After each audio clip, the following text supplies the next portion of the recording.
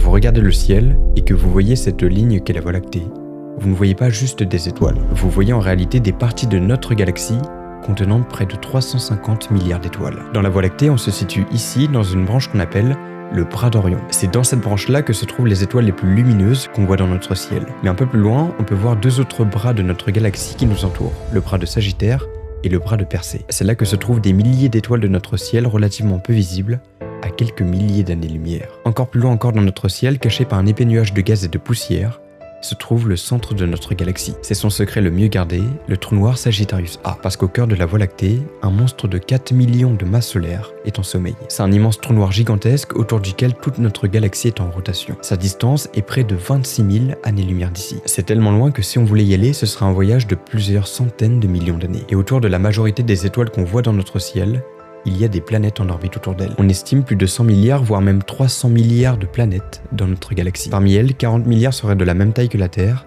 et orbiteraient dans la zone habitable de leur étoile. De quoi bien laisser penser que la vie peut exister sur l'une de ces exoplanètes-là. Mais j'ai oublié de vous dire, là on parle que de notre galaxie. La Voie lactée n'est pas une galaxie très grande par rapport à d'autres. Alors si vous réussissez à vous imaginer tout ce que je viens de vous dire, imaginez maintenant qu'il existe près de 2000 milliards de galaxies dans l'univers, chacune étant unique, avec chacune sa caractéristique. C'était Zaburlos, abonne-toi.